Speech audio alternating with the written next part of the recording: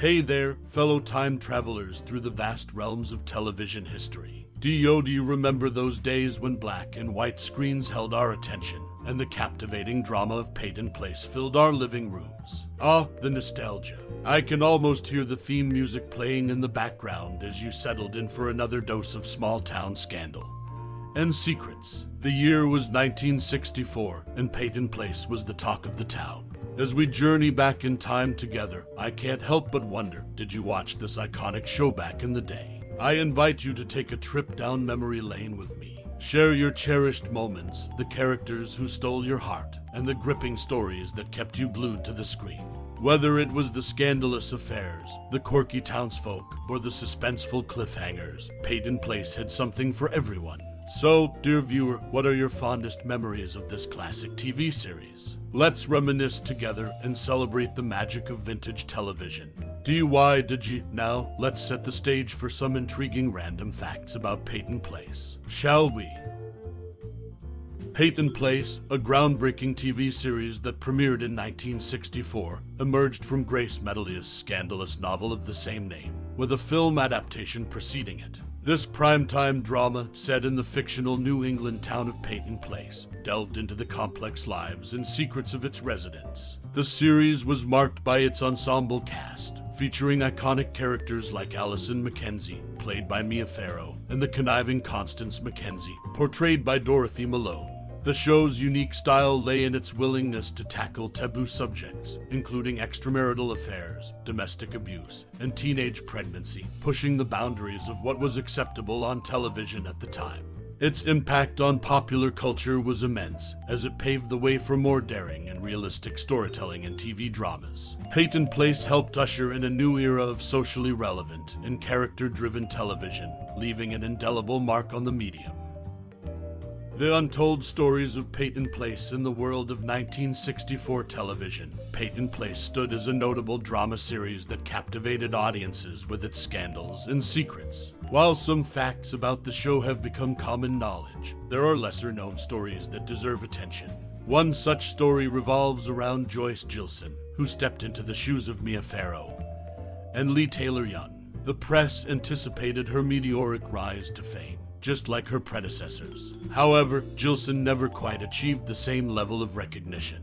Her journey in the spotlight remained comparatively understated, leaving the promise unfulfilled. Another intriguing tale involves Ryan O'Neal, who claimed that some babies on the set were sedated to keep them from crying during scenes. This unusual method to maintain on-screen tranquility sheds light on the measures taken behind the camera to ensure smooth productions. Lastly, Gina Rollins, a cast member of Peyton Place, enforced a strict no-cigar policy on the set. She confessed that being around cigars turned her skin green, a peculiar quirk that added an unexpected twist to life behind the scenes. These untold stories provide a glimpse into the lesser-known aspects of Peyton Place, a show that left an indelible mark on television history. While the show itself has faded into the annals of the past, these anecdotes remind us that there is always more to discover about our favorite TV classics. In the 1964 TV series Peyton Place, there's an interesting behind-the-scenes story involving actor Warner Anderson. He played the character Matthew Swain in the first season, but stopped appearing on screen afterward. However, Anderson remained with the show until its cancellation, lending his voice as the narrator at the beginning of each episode. Surprisingly, he didn't receive a screen credit for this pivotal role. During the show's peak, Christopher Connelly, a cast member, became quite the fan favorite. He was receiving an impressive 400 fan letters a week. It's a testament to the show's popularity and Connelly's role in captivating the audience. In a 1965 interview, Christopher Connelly admitted to the press that he feared he would be written out of the show. Despite these concerns, Connelly stayed on the show for its entire run, continuing to be a significant presence in the Peyton Place storyline. These behind-the-scenes insights shed light on the dynamics of the cast and the enduring appeal of Peyton Place during its time on the airwaves. In late 1965, Dorothy Malone only had to be on the set 2 days a week. She was quoted saying, "I've never worked so little or had such an easy job." This marked a significant change in her workload during her time on the TV series Peyton Place. As an actress, Malone experienced a lighter schedule, allowing her more time off. The year 1968 saw a notable diversification of the show's cast. African-American characters were introduced, portrayed by Ruby Dee, Percy Rodriguez, and Glenn Turman. This was a positive step towards increased representation on television. Additionally, African-American writers were hired to contribute to the show's storytelling. However, there were challenges. Writer Gene Boland publicly voiced complaints that their ideas were being rewritten, which eventually led to his dismissal. Interestingly, Ruby Dee's husband, Ossie Davis, joined the team as a consultant during this period. In July of 1967, another significant event occurred as Lee Taylor Young left the show. She made this decision upon discovering that she was pregnant by her co-star, Ryan O'Neal. This real-life twist added an unexpected dimension to the drama both on and off-screen. These events provide a glimpse into the evolving dynamics of the TV series Peyton Place during the late 1960s, encompassing changes in cast composition, behind-the-scenes challenges, and the intersection of real-life circumstances with the show's narrative. The surprising twists behind Peyton Place, insights from the cast in 1964, Peyton Place burst onto American television screens, creating waves no one expected. It became a sensation, but some of the show's stars had their own tales to tell. Mia Farrow, who played Allison Mackenzie, never saw the series as a hit. In her memoirs, she revealed her desire to escape her contract once the show aired. 2 years later, her husband at the time, Frank Sinatra, pulled some strings to release her from ABC. The character of Allison was written off by having her run away from town. In 1968, the show's writers crafted a storyline where a new character arrived, claiming to have Allison's child, a curious twist, coinciding with Mia Farrow's Rosemary's Baby. Ed Nelson, who was part of the original cast, admitted in a 1969 interview that most of the cast didn't hold the show in high regard initially. It's a surprising confession considering the show's eventual success. Ruth Warrick, another cast member, didn't mince words in an interview about her co-star Ryan O'Neal. She described him as someone so in love with himself that it is pitiful. An insight into the dynamics behind the scenes. Peyton Place, a show that defied expectations, had its fair share of off-screen drama and surprises. It's a reminder that sometimes the real story lies behind the scenes. In 1964, the TV series Peyton Place made waves with its drama and scandal, but there's a hidden story behind the scenes. Christopher Connelly and Patricia Morrow, two of the show's co-stars, were rumored to be dating. Connelly later revealed that this romance was actually a publicity stunt orchestrated by the studio to generate buzz around the series. It seems that love on screen may not always translate to real-life romance. What's even more intriguing is how Christopher Connelly landed his role as Norman Harrington.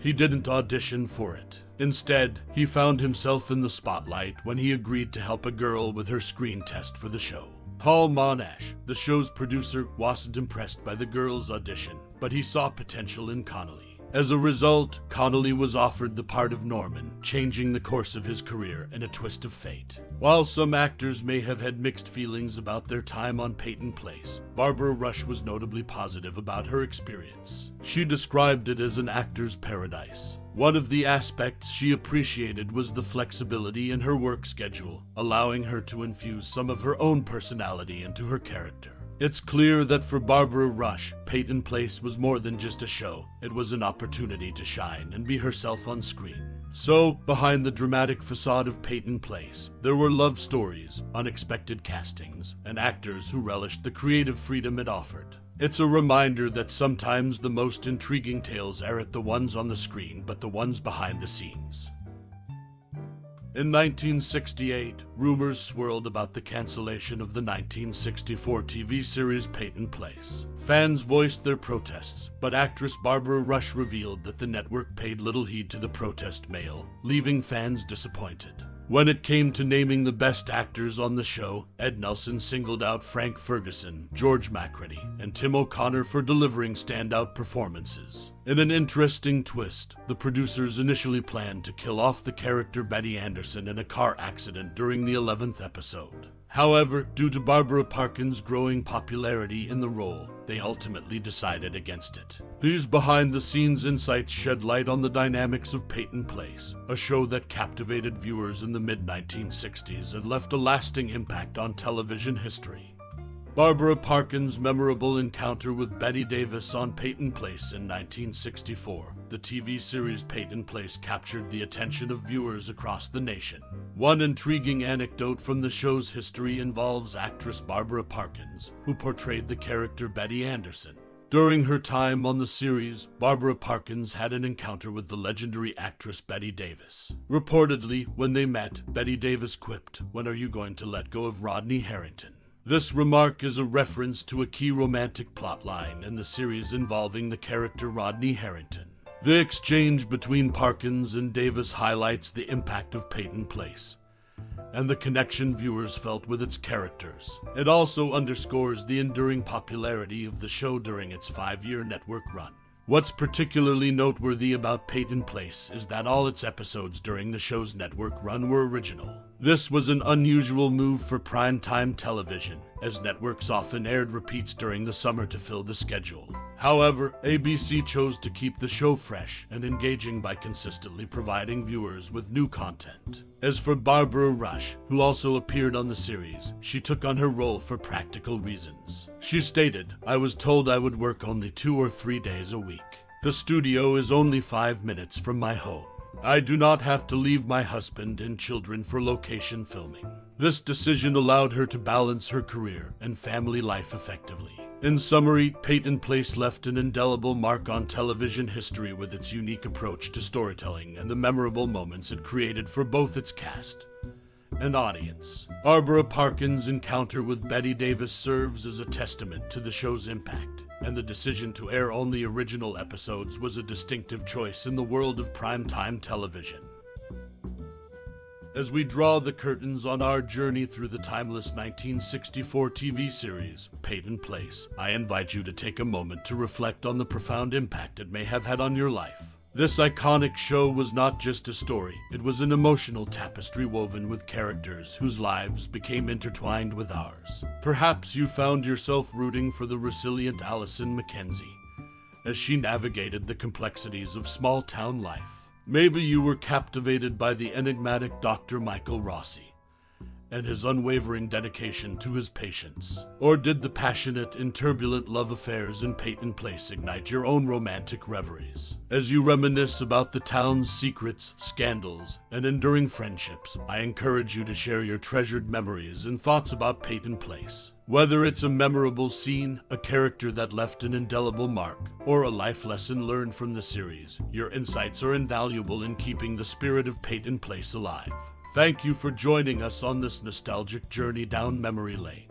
Your time and interest are greatly appreciated, and your reflections will surely enrich the legacy of Peyton Place for generations to come. So, don't hesitate to share your thoughts and memories. We look forward to hearing from you. Warm regards.